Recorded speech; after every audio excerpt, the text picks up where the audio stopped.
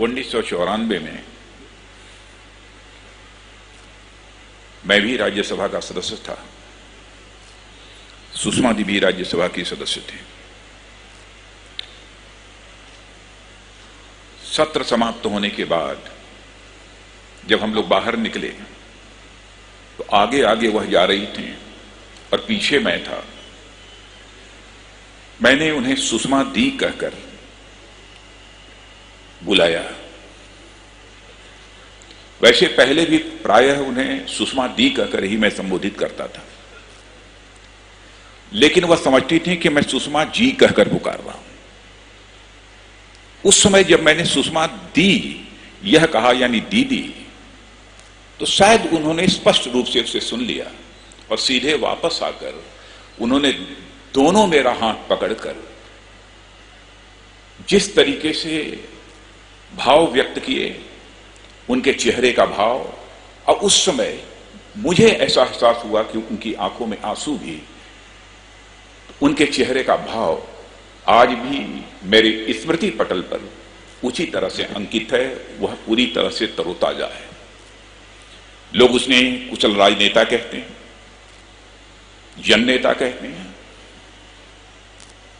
लेकिन मैं यह कहता हूं कि वह जन नेता ही नहीं थी, बल्कि जन मन की नेता थी। लोगों के दिलों को जीता। सक्रिय राजनीति में भूमिका निभाने वाले बिरले लोग ऐसे हुआ करते हैं जो लोगों के मन पर राज करते हैं। सुषमा दी ने अपने राजनीतिक जीवन में लोगों के मन पर भी राज किया है। 11 जून 1996 का उनका भाषण बहुत बड़ी ख्याति सारे देश में उन्हें प्राप्त हुई थी। जिस प्रभावी तरीके से विश्वास मत पर उन्होंने एनडीए के पक्ष को प्रस्तुत किया था, उसकी सर्वत्र सराहना होती है। आनंद शर्मा जी चर्चा कर रहे थे कि अपनी विचारधारा के प्रति उनकी कैसी प्रतिबद्धता थी। यदि आप भाषण उठाकर देखेंगे तो अपनी भारतीय जनता पार्टी की विचारधारा यानी सांस्कृतिक राष्ट्रवाद को जिस प्रभावी तरीके से उन्होंने प्रस्तुत किया था, और इतना ही नहीं बल्कि धारा 370 की समाप्ति की वकालत भी उन्होंने की थी।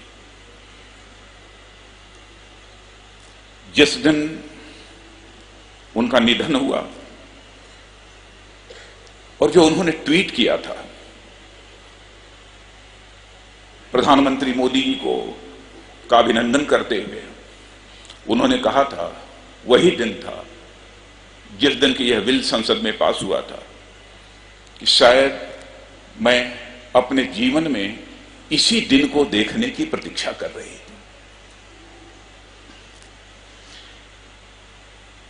मुझे ऐसा महसूस हुआ कि जो कुछ भी बोलती थी अंतर मन से बोलती थी।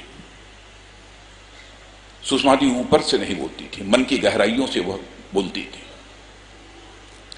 लंबे समय तक उनके साथ काम करने का अवसर प्राप्त हुआ है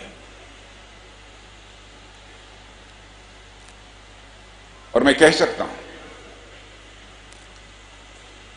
कि वह, जब मैं पार्टी का अध्यक्ष था उस समय भी, जब सार्वजनिक सभाओं के लिए चुनाव के दौरान जब लोगों की मांग होती थी, नेताओं की सर्वाधिक मांग यदि किसी की होती थी सार्वजनिक सभाओं के लिए, तो सुषमा जी की सर्वाधिक मांग होती थी सारे देश भर में। ऐसी उनकी लोकप्रियता थी। मेरे राजनीतिक जीवन का एक वह भी क्षण है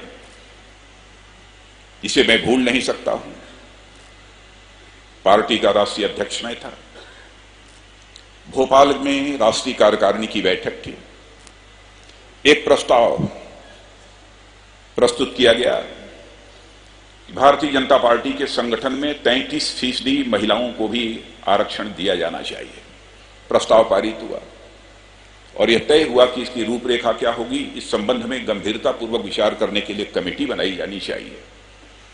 तो उस समय जो मैंने कमेटी बनाई थी वह सुषमा जी के ही नेतृत्व में कमेटी का गठन किया था। दूसरी जब राष्ट्रीय कार्यकारिणी की बैठक हुई तो उसमें कुछ डिफरेंस ऑफ ओपिनियन भी थी,